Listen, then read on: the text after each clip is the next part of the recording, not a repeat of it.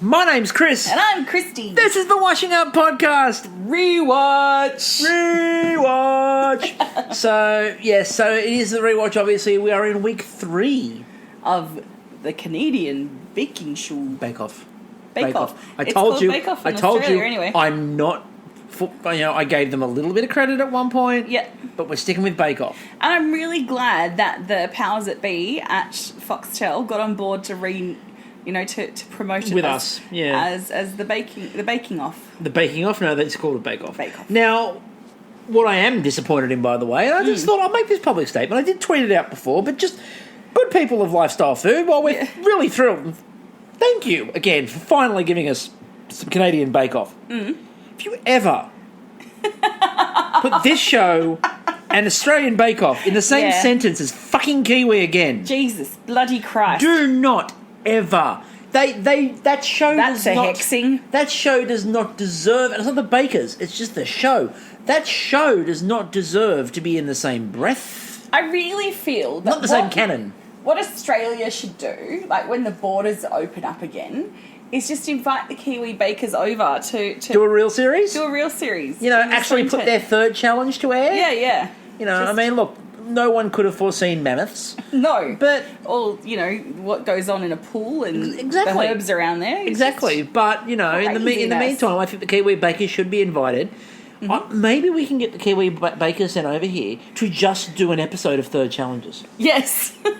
What challenge did you miss out on week 1? Yeah, so week 1, it's a technical. Week 2, it's a showstopper. Week 3. So, anyway, let's get into this episode because this was dessert week, which is always my least favourite of the Bake Off weeks, simply because it's so fucking vague. It's what didn't we catch with anything else? Let's call it desserts. Well, this is the thing, right? At dessert week, you can't have things like savoury pies. You can't have quiches. You can't have... People argue you can have desserts as sausage rolls. People argue you can have desserts as mains. So surely you can have mains as desserts. Surely the world is topsy-turvy. It's flipped on its head. Well, if you look at MasterChef and all the, savoury stuff going into ice creams these days, anything's possible. Oh, God, don't even start me on that. Here is your beef Wellington as a dessert. Oh, don't suggest that. Someone's going to liquid nitrogen it. Probably Reynolds. Anyway, let's get into the episode, shall we? So, dessert week. Yes. We had a sweet pie or a sweet tart in the first challenge. 2 hours to make it. Yep. It was really interesting, this one, because you got to giggle a lot with everyone talking about their pies and tarts. There were also really interesting for me personally was that, and we'll see this a bit later, Corey did pear for this, and yet pumpkin for the Pav. Yeah. So, he's obviously watched a bit of MasterChef, knows what's what. Do it all in a fucked up order. Yeah. Makes perfect sense to him. So, look, I think that... We got the papaya that Jude spoke about. Yeah, we did. Yeah, papaya. Now, I did point out that Rochelle talked about wanting the beautiful tart, which sounds like a 19th century British novel. Here, the beautiful tart, written by Georgette Heyer. It was a Thursday. It was Thursday. So we had obviously a lot of... And the barouche's wheels rattled down the cobbled lanes. A lot of tart puns were open, ironically enough. As it came to a halt outside the townhouse. So while Kristie tells the rest of this story, I'm going to persevere. Suburbs. So Jude has talked about this episode a couple of times. So first of all, check out the podcast we did with Jude the other day where she talked about the Fondant Fancies, although there was another name. We'll come to that when we talk about fancies. When we talk about the Fondant Fancies. Oh, sorry. When we talk about the Fondant Fancies, we'll talk about that a bit more. But Jude has also previously talked about the not blind baking the tart case. We've had this conversation before with Jude. It was actually the first time we ever spoke to Jude was when she reached out to talk to us about the not blind baking, because I think on the last time we did this episode on the podcast, I think what I actually did was question if she actually didn't blind bake or if it was just something she left out to cover up and covered by saying, no, my family does this all the time. And Jude reached out for the first time we ever spoke to Jude to say, yes, we do it this way. It wasn't just a cover. We've never blind baked it. Yeah. We always just sort of cook it all together. And have you ever seen people more confused than Bruno and Rochelle, who just looked at it and went, "You what?" Maybe she has a hot-bottomed oven, like it's an oven that is very good at cooking hot bottoms. Hot-bottomed oven, you make the rockin' world go round. Woo! I did love the fact that James went with the pie. Yes. The pie. And it was great intentions there from the physics professor. I liked that it went from being the pie to the chaos theory. Yes. Which is very much kind of like James. I was disappointed it didn't feature Jeff Goldblum, like from Jurassic Park. So, we've got to see this drop of water? Which way do you think it's going to run down? But... Oh, I see. Well, you'll think that you're... Don't worry about it. We've got our extra correspondent also bumbling around the microphone at the moment. So... Yeah, Leo was a professional. He knew how to comment without disturbing the run of the podcast. Polly. Unfortunately, Polly, she's a bit slapdash. I think she's come from community podcasting. Yeah, look, community radio, not even community podcasting, just community radio. Community radio. She has a midnight to dawn. Yeah. You know what? I was on community radio. You know why I was on community radio? Did you do a mid-dawn? No. Gabby had a community radio show. I do know that Gabby had a community radio show. And hello to Gabby, by the way, the only person in the world who will defend weird food choices. 2RRR, the most haunted studio in Australia, next to the Get This studio, the haunted studio. So anyway, back to references that people in Canada might get. Yeah. The pie. Now, the pie or the chaos theory pie. I was a big fan of the idea of the pie. Mm-hmm. The main reason I was a big fan of the idea of the pie is, first of all, I get to say pie. But second of all, coffee custard. I believe coffee custard should be mandatory.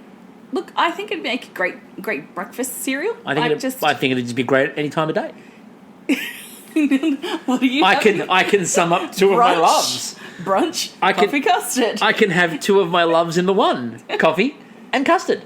I'm a bandit for custard, as you know. And if you put me in the custard, you'll have three all of your loves. It. Yeah. Coffee custard. Coffee custard Kristies. That sounds like a biscuit now. Ladies and gentlemen, who would like some coffee covered Kristies? The next technical on Bake-Off will be a coffee custard. A coffee covered Kristie. Coffee custard Kristie. So I also love the fact that Bake-Off it's a different show. And to sum up how different of a show Bake-Off really is, yeah, sure, for everyone who's been watching MasterChef, there's a lot of really interesting techniques going on there. But where else do you get to watch someone grate lard? Linda was grating lard. As you do. And you don't get enough grated lard on television. I mean, let's think back to the, Bake-Off lardest hits. I mean, we're talking sfogliatelli. It's basically sfogliatelli. We're talking like pies, whenever there's like a pie challenge, like look at like the fees. Yeah, dropping a pie. Whenever they do the medieval pie challenges, whenever they go back and do Tudor pies, pies. Whenever they have to do those sorts of British bakes, I'm thinking Dave and his raving a British flag and then decorating an entire dessert with just the British flag. Whereas I'm thinking of what's his facey, the jousting. The knights, yes. He didn't use lard for that. He used candied almonds, but yeah, his nuts were very prominent. His nuts were incredibly prominent. So some of the flavour profiles I really enjoyed. I mean, Linda went with a lot of basic flavours, but basic flavours that were not basic in terms of just being simple. Yeah, I mean basic flavours that were good. Like the reason why she went with basic flavours was that the basic flavours are just delicious. Like the classic, more than basic, the classic flavours. Raspberry swirl. Executed beautifully. Raspberry swirl, great. Sabrina's tropical... Can't you find at your grandma's house if you're Linda's grandchildren? Raspberry swirl pie. And if you have one slice, you can have much more. I presume. So anyway, Sabrina... head in your head. I literally was. So Sabrina... managed to get forget the idea of Dan stealing everything. Yeah. Sabrina managed to get Julia's attention by just having mango. Well, there were two lots. So Vandana had mango, and so did Sabrina. Oh, right, yes. They both had it. Yes. Sabrina was doing a tropical delight, which was basically hybrid for like all of them. Yeah. And Vandana did the mango ginger. Yes. Which again, one of the things I tweeted this out. We're going to talk a little bit more about it coming up. One of the things that really I love about Vandana, and one of the reasons why, Vandana, Chris's favourite baker, Vandana, what's she baking today? One of the reasons she's Chris's favourite baker is because Vandana uses such amazingly different flavours and different techniques, but uses them ultra effectively. She's not using them just to be fancy. No. There's a reason and a purpose. She has a very strong understanding. This is her cultural background, and these are flavours that she's familiar with, and she combines them with her skill in baking, and wow, and it just looks so effortless. And like when we were talking about, like we've talked a little bit about it, and we mentioned it again last week, but when we were talking to Bruno, Bruno pointed out one of the things, like with Vandana, he goes, like, those, when they went, oh, we can't wait to try that. Like with Vandana, he was like, those flavours, they're amazing. Like that was bringing you in. And just the way that she used them was incredible.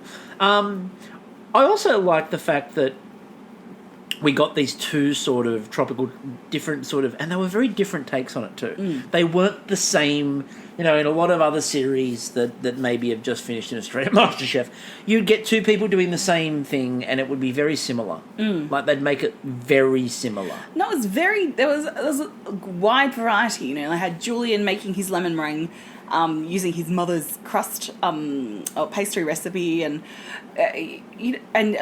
Terry. Now, this is where I wanted to get to. Okay. I was ready to go here. Yes. So, now she Terry. was cooking the Aurora Borealis. At this time of year, at this time of day, localised entirely on the top of your tart. Yes. Can I have some? Sure. Bruno, Rochelle, and the rest of the Actually, it's over 3 years ago, so... Yeah. No. It was really cool. Like, the idea of the pattern line, that's something that Terry's really, really good with. And obviously, it's part of her voyage, obviously, having been born in the Northern Hemisphere before moving to North Queensland. Yes. And then when she went back, she wanted to just sort of go, no, I'm one of you. I haven't been in the Southern Hemisphere at all. Here's Aurora Borealis. And she goes, here's the Borealis. Now, something I loved watching Terry do is talking, and I forgot about this, talking to the blueberries. Yes. Like, which one of you has a stem? Oh, you do. Like, everyone's trying to get onto the Listen to Your Bakes tour. Like, everyone. Talking to your berries. Now, everyone is trying to get on this damn tour. So, obviously, it's the Val Tour. Yep. Featuring Noel. Noel is featured from a Great Australian Bake Off. Yep. And then, we said obviously Jude was the third part of this. She comes in, she's like the opening because she introduces all the ingredients to But each the other. support act is apparently going to be Terry. Or maybe she's the usherette. And she talks to everyone's berries. Everyone on the way in and their berries that they bring in. Checking for stems. She's like the COVID testers. Except with a gun, she's checking for stems. Checking for stems instead. So we had also... Rachel asking, did you give them all names? It's something that I've missed. I didn't realise, because I think, when we first watched this, that we did it quite quickly. Rochelle's got a very subtle, sarcastic sense of humour. Oh, very much so. You're giving them all names. And it's really good, and this episode sort of...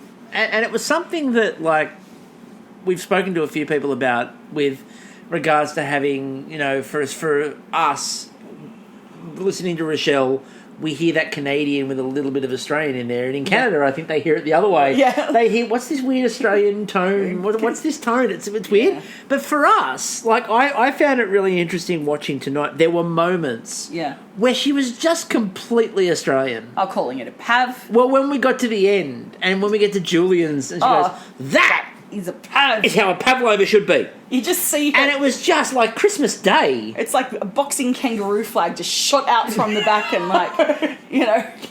Lemington started falling from the sky. The national anthem started and she proudly sang the first verse and then hummed the second. Yeah. So there were just moments, and I think this episode has more moments Yeah. than any other episode in the series of just... Well, it's one of the things I'm loving about the rewatch. So I'm looking forward, now that I'm kind of like, now spotting this, I'm looking forward to seeing it. You're tracing it. Yeah. It's it's fascinating to go back over it, obviously. Now, again, we need to talk a little bit more. Julian's lemon meringue pie, I thought. I mean, you know me. Love a lemon meringue pie. Yeah, you do. But, again, like the idea of using the crust that, again, I like the callbacks. And Julian's... He puts a lot of thought and a lot of care into his bakes. Like, they all do, obviously, but the way that Julian approaches it's really it's fascinating to watch. He's what... How can I put it? He is essentially what... the opposite to toxic masculinity. He is that person who, he's definitely male. He's definitely cisgendered male. But there's no ego there. There's this genuine love of life. And there's not, it is perfect. You know what I mean? Like, he doesn't have anything to prove. He doesn't... Yeah. What he does is what he... He's just awesome.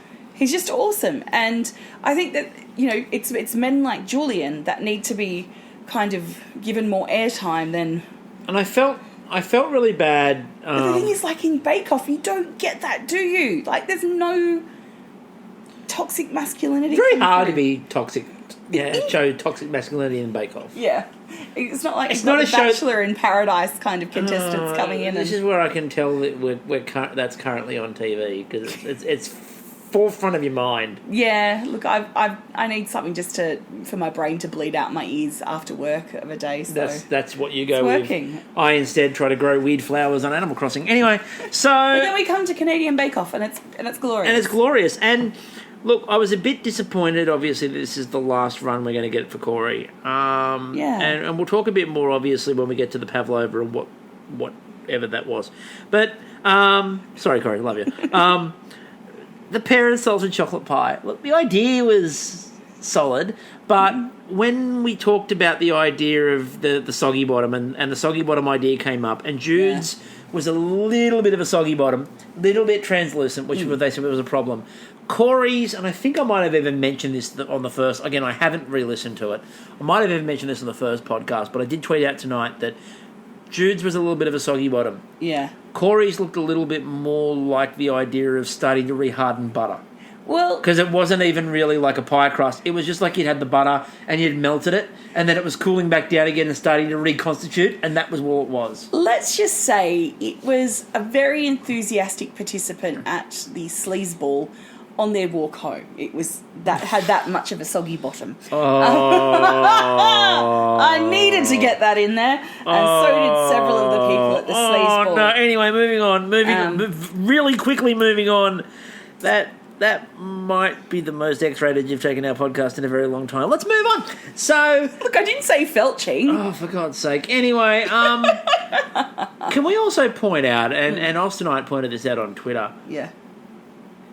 Sabrina.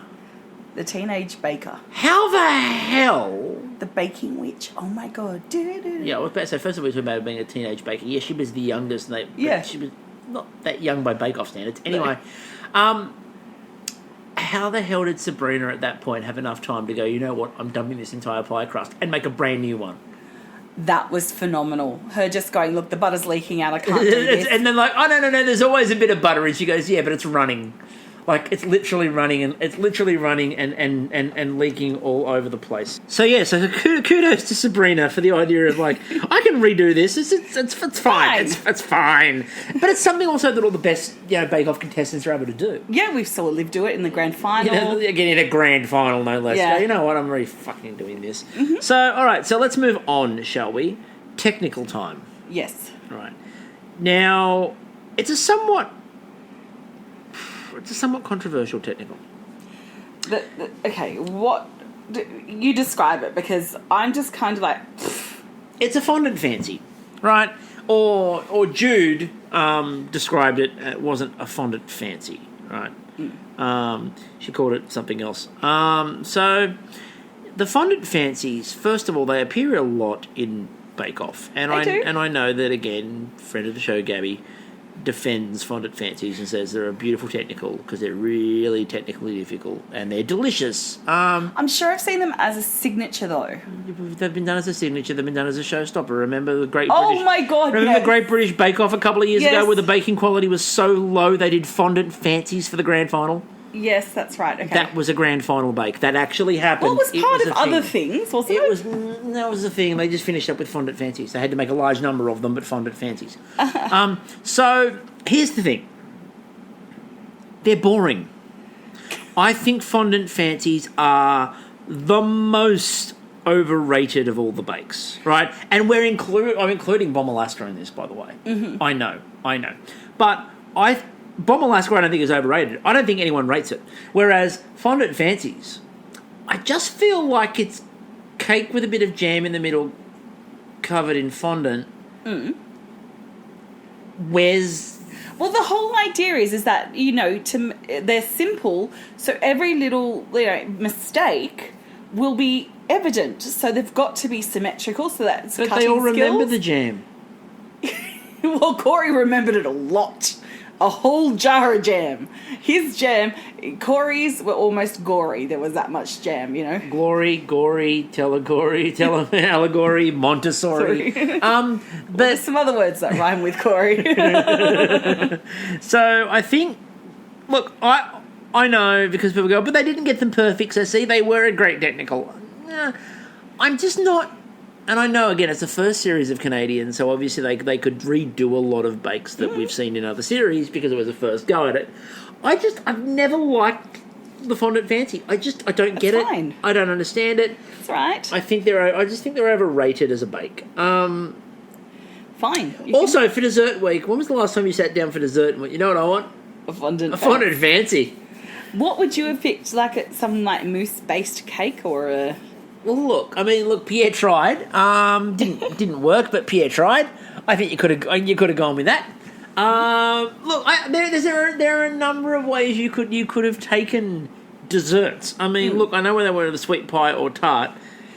No one did an apple pie, and no one did a pumpkin pie either. Probably because they would have been like, we invented this. We don't have to show that. But Canadian is apple pie because apple pie is, of course, Canadian. Yeah, so that would have made sense. And that's what I'm saying. They're like, we don't have to prove anything, but they might have also felt that was a bit naff, like that was a bit done. I don't think so, given that next week's Canada Week, and they get really naff in Canada Week, which is fine. So look, I just feel like something other than a Fondant Fancy. Yeah, okay, fine. But it's just one fucking bake out of how many? Doesn't matter. I judge them to a much... If this was Kiwi, this would have been the last bake of the week. This would have been what they were going home on, a Fondant Fancy, if this was Kiwi. That's true, yeah. So exactly. Yeah. No. Bakes matter. Anyway, you agree with me. Moving on. I think I love the way I turned that around. So nice. I've just got no skin in this fight. You're just very anti-Fondant Fancy. I'm like, they're really not that offensive. Incredibly anti-Fondant Fancy. far more anti-Fondant Fancy than I thought I was at the start, to be honest with you. It's rapidly developed. The umbrage you've taken over this particular bake is extraordinarily, incongruous. It's incongruous for you. You weren't the one who started. When I started this, I didn't think I was that anti. And I've just dug deeper and deeper. But you know what? You found. But you know what? I genuinely believe it. I fucking hate a Fondant Fancy. Anyway, so it was interesting watching... yourself what to get Kristie. Don't even think about it. So there are a couple of things to note in this one. First of all, I love the idea of Julian trying to work out how to get the cake across the sheet. And all I was thinking was, but in week one you did that block and you've done concreting clearly. So surely get the trowel out and just lather it on. Surely that's the first thing. The seal gun thing, the one that sprays the foam to cover up cracks. Foam spraying. Yeah, just that on. Cork. Just seal it. Seal it. If it's not selly, it's not delicious. So I thought that again. I thought it was an interesting sort of It was interesting in terms of watching the way they approached it. I've never noticed, by the way, the labels inside the fridge. Oh. I've never noticed that. So everyone's got their So if you assigned look shelves. tonight, everyone had masking tape with their name written on it inside the fridge. That was their shelf. Well, when Linda said, come with me to the fridge, Yeah. and they opened up the fridge, and she's like, I've got my own shelf and everything. I looked, and there's all the names are on the side of the fridge. Well, that would stop things like, remember, what was it? Rhubarb Gate. Rhubarb Gate between Jeremy and Liv. And it's happened a couple of times in Bake Off history where, someone's piece of cake was utilised by somebody else. So, yeah. Yeah, so I think I get what they were going for and where they were going with it. I do understand the concept. Just not a fan of it. But I mean, you did see some differences. Like, for example, you saw there were some that looked quite like, I think it was Sabrina's one where she knocked all the air out of the sponge, so they were quite small. I love the way that James turned around to Julia, and again, they used their Britishness to go, they could have just started off by saying, make a raspberry sandwich, would have been fine. Yeah. Jam sandwich. Make a jam sandwich. I get that. I know what to do. They're like a Victoria sponge with cream, aren't they? Essentially, mini... Basically. Vicky sponges. Yes, so... Just tell me to make a mini Vicky sponge. Now, James did say that the best way to make the fondant for the Fondant Fancy was body temperature. Now, Vicky sponge sounds like the main character of the beautiful Tart. It does. And down from the carriage steps young Vicky Sponge. Young Vicky Sponge of the beautiful Tart. Yes. So as I just said then, James decided that to explain the best way to do the temperature for the Fondant Fancy was body temperature. Now, if... He did clarify whose body temperature isn't specified. Okay, so if you come to our household... where I'm essentially like Jacob from Twilight. I'm the radiator. You can just... She really is a radiator. And while you are essentially an ice block. Yes, and as an asthmatic, not a good thing. No. So if it was your body temperature, we would take essentially it out of the be fridge. having to mould the Fondant Fancy. The icing we would have been taking pre-rolled fondant. Yeah. All right, it would have been pre-rolled fondant. Mine, possibly, it would be steam. It would just like a steaming of Fondant Fancy over that sponge. Can you eat steamed fondant in a Fondant Fancy? Yeah. Who knows? I'm sure it's been done in Japan because they're very big on like the steamed custard and things like that. Just if any country was going to do it, you're right. It would be Japan. Yeah. Yeah, so the idea of the body temperature for the fondant, it's an interesting concept. And again, Jude did not forget the jam. No, she didn't. I mean, as she pointed out the other day in the podcast, she didn't forget the jam in the other either. She just put a little bit of it in. But she knew she had to make her jam count. And again, if you want to hear a bit more about the Fondant Fancies, listen to our episode with Jude, because she describes in great detail the Fondant Fancy Challenge in...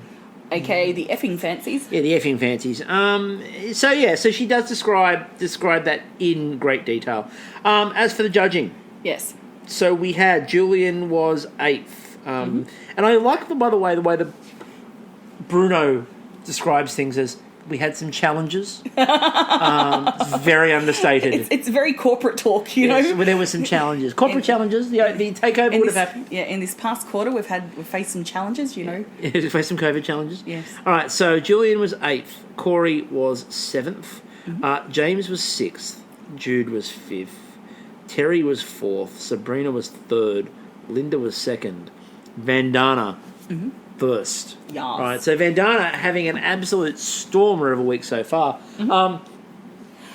Because we haven't had a chance to do it, by the way, yet, I do need to point out at this point in time, because I am contractually obligated to point out in every episode that Vandana is from Regina! Experience Regina! I have to do it every episode. If I don't get it in, look, the Canadian audience demands, and who am I to deny them? Yes, now I want to take this moment just Please to... do.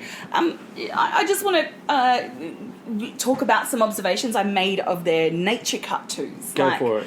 All right, so lots of echinacea close-ups. I was here for that, and I recognised it because of, like the cold and flu kind of remedy things, and they'd always have a picture of the echinacea on there, maybe with a little bee buzzing about it to show that you're super healthy. No cardinals. I didn't spot any cardinals.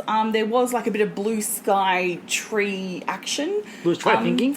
But I really feel the pinnacle of tonight's nature watching with the two bugs mating. I don't know if you picked that up, but just two bugs doing it, you know, being filmed. I mean, essentially, we got entomological porn. Entomology is the study of bugs, isn't it? Were you disappointed there was no base? Ento porn. Were you disappointed there was no base to go with that? Oh, yeah. Interestingly enough for me, the shot of the evening wasn't the bugs. The shot of the evening was when they did the panning shot over the top. Yeah. Because it's the most like a tent the pavilion's ever looked. Yeah, was giving it away its true colours. They were shining through. But then it came down to the side and it was clearly a pavilion and we're right. So therefore, we move on with our lives. And we move on into a showstopper. And again, we debated this in the original watch, but we're going to have a bit more of a conversation about it now, obviously. The Pavlova. Yeah. As once described by, I believe, Australia's song, bard, Don Spencer. Australia's favourite fruit, I think, once he described the Pavlova. But that was because it rhymes with butte.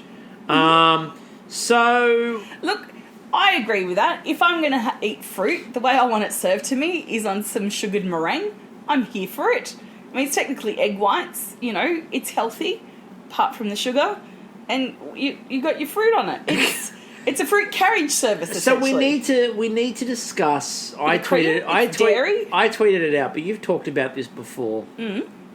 Explain to those people that may not know, and again, most of the Australian people will know. Yeah? Pavlova Magic. Okay. Explain it. If you had a household in the late 70s and 80s and early 90s in Australia, for some reason, whenever you did a pantry clean out, there would always be a Pavlova Magic egg in there. So essentially it's this plastic egg, probably the size of a grown man's fist. It was a beigeish colour, so it was obviously laid by a large brown plastic hen with a band of what's it called, like a red band with the Pavlova Magic, Magic on there. It was never ever fucking used, right? However, my mum did use it occasionally, but there was always still one in there. Like, I don't know, they just multiplied. They were magic. They just manifested. Did your mother perhaps buy a carton of 12 Pavlova Magic eggs? Yeah, just in case. Yeah. Because I didn't understand that. She went down to the Pavlova Magic farm and maybe picked 12 fresh Pavlova Magic eggs, got a carton. Driving along like a country lane, just going up the northern road in miscellaneous city, and when you see the fluoro signs, like the black chalkboard signs of the fluoro writing on it, Pavlova Magic eggs, $9.99 a dozen, and you're like, oh, should we pull over and get some of those loves? Oh, they've also got cherries. Maybe we'll get a tray of mangoes as well. So pulled over. So I did ask everyone tonight, what is your ideal Pav? Now I think we did this originally, but I was still waxing lyrical about There's been a bit of There time. was a time I didn't know that Pavlovas came from egg whites and not Pavlova Magic. Anyway. Well, I mean, technically that would be an egg white of the Pavlova Magic. Yes, but I didn't understand. The Pavlova Magic mix is technically an egg white. I presume the person who invented the Pavlova was fucking Houdini because it was magic. So the Pavlova Magic, again, technically the mixture inside a Pavlova Magic egg is technically egg white. Yeah. There's no yolk. No. What is the yolk in a Pavlova Magic? No, you know what they did? Uh-huh. They separated the egg yolk. The whites and the white. Yeah, and the yolk became custard powder, and the whites became Pavlova Magic. I've sorted it. You've just solved baking. Yes. Kristie has just completed baking, everybody. No, it's how over. Capitalism It's works. over. It's done. Kristie has completed it. Yeah, it is finished. So I asked people on Twitter to talk about what their ideal Pav was. Excellent. What did we get? We're going to get a few. First of all, Robert did what I would expect Robert to do, which is sent me an entire fucking recipe. Not just the toppings you whack on, but the exact details of how we'd go about making that Pavlova. Oh, 100%. It's completely his recipe, which, by the way, I will retweet out on the account because, it's a Robert recipe and you need to look at those. Binksy did tweet out one of my favourites, which was partial to a peppermint crisp Pav. I've had that before, and I think it's a good change-up. It's not my go-to. I'm a flake person. I Now- like a good flake and passion fruit pulp and strawberries and kiwi fruit with the skin on, because otherwise, there's no challenge there. Brandon Yes. talked about cream, passion fruit, mango, and banana were an absolute must for him. Okay. And obviously the crispy outer shell and the marshmallowy middle. Oh, absolutely. Now I'm here for the outside and the marshmallowy middle, but But I'm not here for the banana. no. As you know, I'm not. You're not a banana fan. No, not a big fan of banana. Not even a banana man. I'm a big fan of Banana Man, Okay. but the propaganda didn't work. Like the Banana Man propaganda did not work on me. Like, I love the goodies as much as the next person. But you're Graham. But the Graham Gardens Banana Man propaganda did not work, and Bill Oddie's vocals didn't do it for me. But I think that a good passion fruit has to happen, right? You need strawberries. You need the tartness. You need something with that citrusy tang, as Rochelle talked about. I love a good kiwi fruit on a pav, but I hate it when they don't take the skin off the kiwi fruit. I love it. I love the skin on the kiwi It's fruit. this sort of back and forth, ladies and gentlemen, that you're here for. I hate when they don't take it off because I feel like I'm doing extra peeling.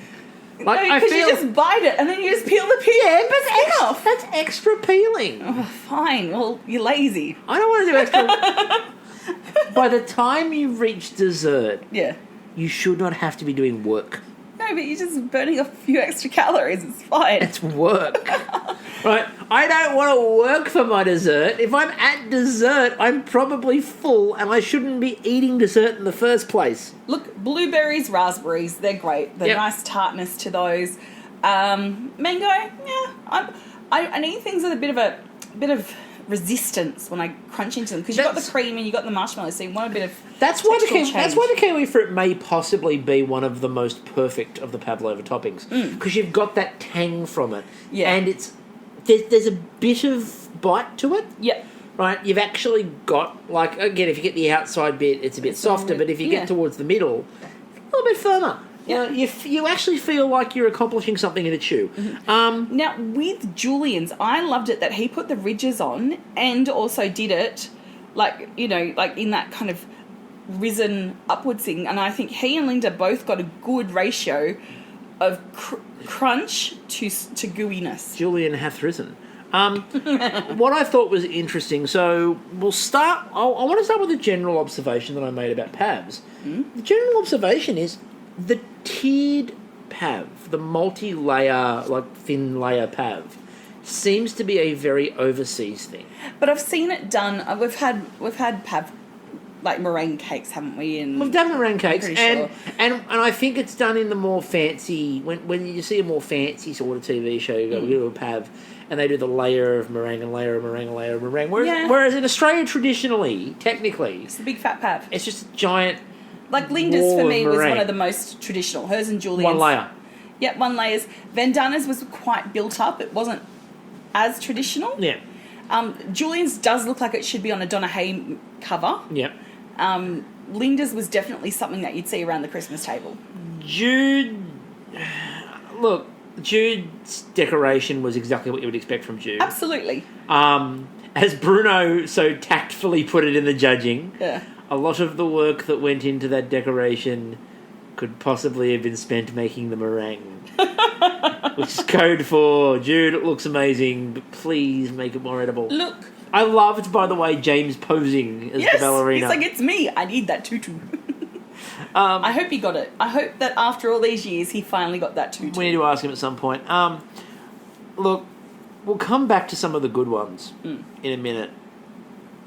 Corey, buddy, pal, compadre, mate. Dude, bro. The pumpkin pie pavlova.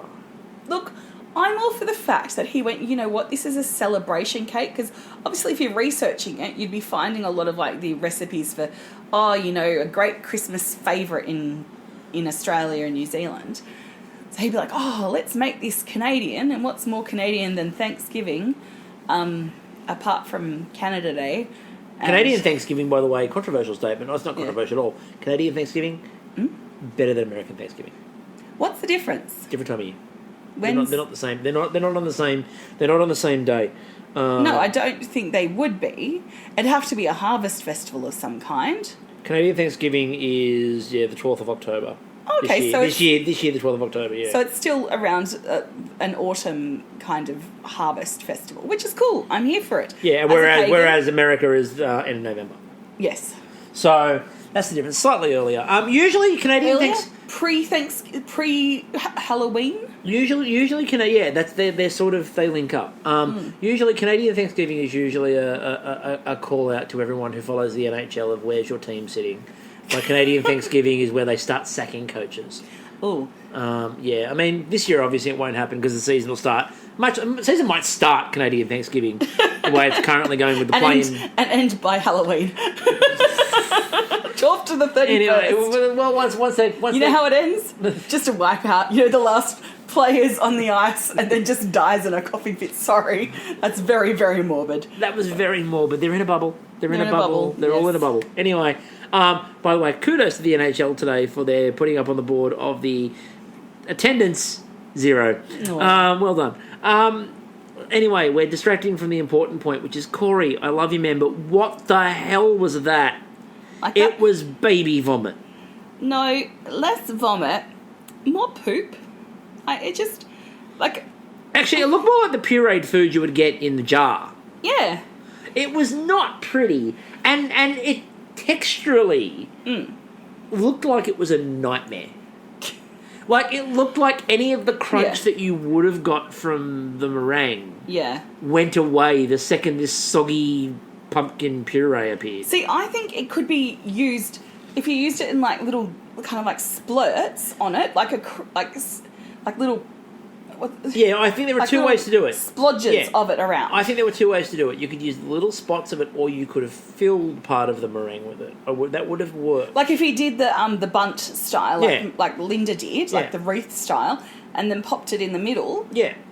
Maybe like a mini Thanksgiving trifle in the middle. That would have worked. Pavlova trifle.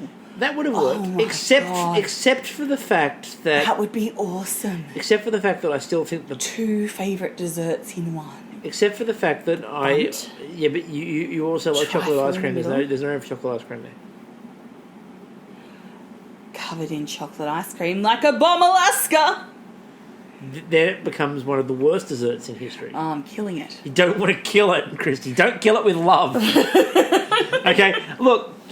My bigger problem is I don't think that the pumpkin fits. I get the idea of the pumpkin pie, which is what he was going for, but the meringue makes it slightly different. It's because we were talking about the texture and the mouthfeel before. So the meringue, the whole idea of the pavlova is that crispiness, that, going through to the soft, the chewiness. And we're talking about the resistances in the fruit and how... for us, we'd prefer the fruits with a bit more resistance. So mango, you can put that on there. Peaches, a lot better because it's got a bit of resistance to it. The pumpkin is just another soft, gooey... It's really soft, texture. It's just... The fact that it just looked like a pumpkin puree smudged in the middle. And you could see it, and I think you could, looking at it, you got a picture in your mind of what the texture was going to be. Yeah. It doesn't match. I think that's the bigger issue. But you could flip it on its head. So you know how I've always spoken about that Czechoslovakian woman who does the preserved pumpkin. Yes. Like if you did something like that because it's got the resistance in it, that might... The problem might be if you flip it on its head that it's clearly going to run because it's not going to hold like the rest of a meringue when you flip it on its head where the meringue holds in the bowl. Yeah. Like if you turn that upside down, you just cover it in pumpkin. And then it becomes an episode if you can't do that on television. And then, surprisingly, Canadian. Anyway. I love that show. Wasn't it great? Oh my God. And I was watching, Kids Incorporated, do you remember that? I love Kids Incorporated. I preferred you can't do that on television. Absolutely. Like that was far more. Again, every time they said water, covered in water. Every time they said... I don't know. Slime. Like, perfect. Absolutely perfect TV show. Mm-hmm.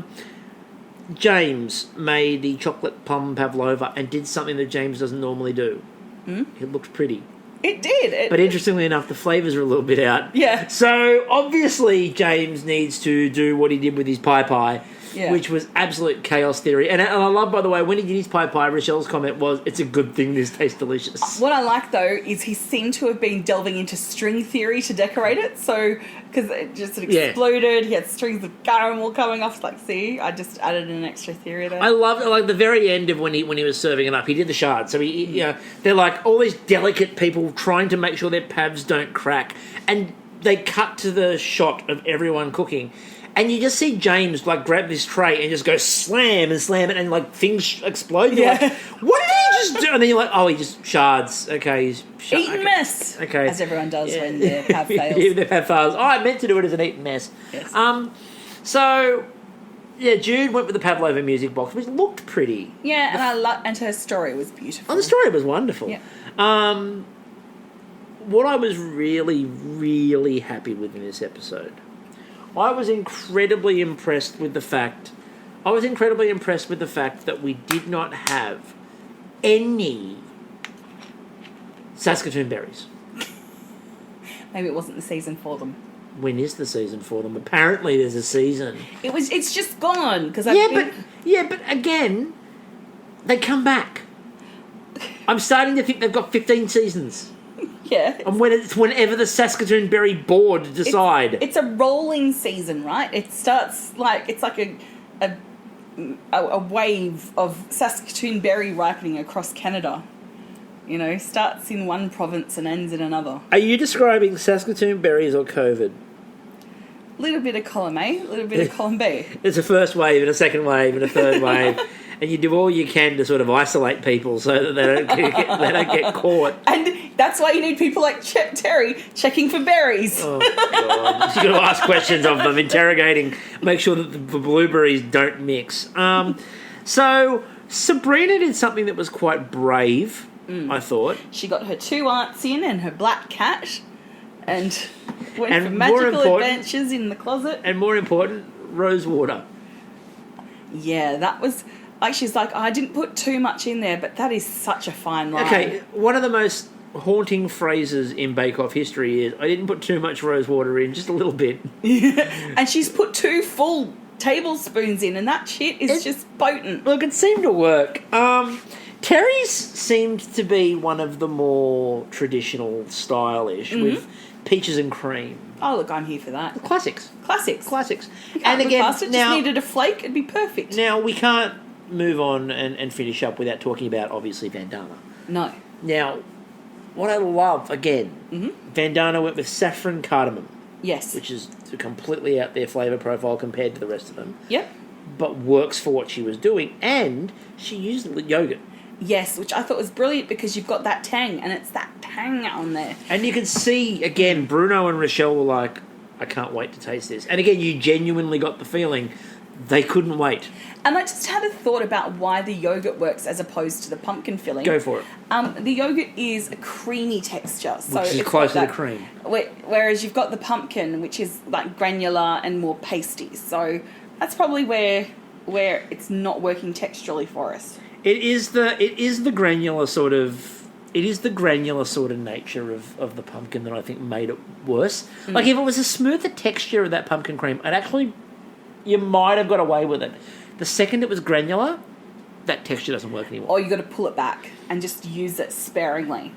So obviously they had to make the decision, and Linda's Pavlova wreath, which we didn't really talk about, but again, gorgeous, single layer, and you could just tell with elegant. She's done that before, and cranberry, and the idea of basically making beautiful choices. The idea of making it almost like a bunt. Is incredible. I think you find it's called a wreath when you look at it in New Idea on Woman's Day. Yes, but it's not like doing a Pavlova wreath. Yes, but it's not as good like as a Christmas wreath or a bunt. A bunt. So it's a wreath or a bunt. And put a flower in the middle plant of it, in the middle. which I might have done at a friend's gathering, just where as an ode. there was a bunt, and I may have found a flower and put it in the middle of it and gone a potted plant. Speaking of bunts, it's been 3 years since you acquired. I have made 2 bunts, but you bought 3 bunt tins, and these. No, I made 3 bunts. Sorry, I have made 3 bunts, but at different times. Like you, the whole idea of you buying those 3 bunt tins from the baking. Okay, the so Bake-Off to grand explain to people what happened. Yeah. It was Robert's grand final actually. They were selling some of the equipment from Bake Off, and the bakers were all disappearing and going off and buying. So I went with Robert to go and buy some, and I bought 3 bundt tins for a really good price. I'm not saying what it was, but it was a really good price. They're amazingly good bundt tins. And I came back, and a random baker, let's just call him Chris, commented, "Why did you need 3?" And I said, "Well, they came in a group of 3." And he said, "But you're never going to make 3 bunts." And I went, "I guarantee you I will." And he's like, "I can't wait to see this. I expect a message." I have still never made 3 bunts at the same time? No.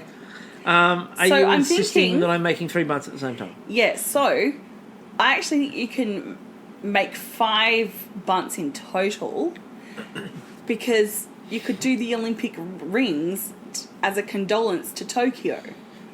Because the Olympics are being cancelled. Okay, so for the record for everybody at home, Yeah. it has just been suggested that in a house with 2 of us, I make 5 bunts and make the Olympic rings. They don't have to be big bunts. They do. Have you seen the size of the bunt tins? Okay, maybe just make 3. We'll just make Couple of the continents. a couple of just we'll combine some continents. They can be half and Eurasia. half. Eurasia. The Americas. The Americas. No, great. Now all I'm going to think of is the John Clark TV show, The Games, where they set fire to the black ring. Yeah. Oh, wait till you see this. Kerosene. I think you know what I mean when I say, stand back. Have we locked into that thing yet? That grand final's an absolute corker. So anyway, Linda's wreath was amazing. It showed care and it was delicate and it looked incredible.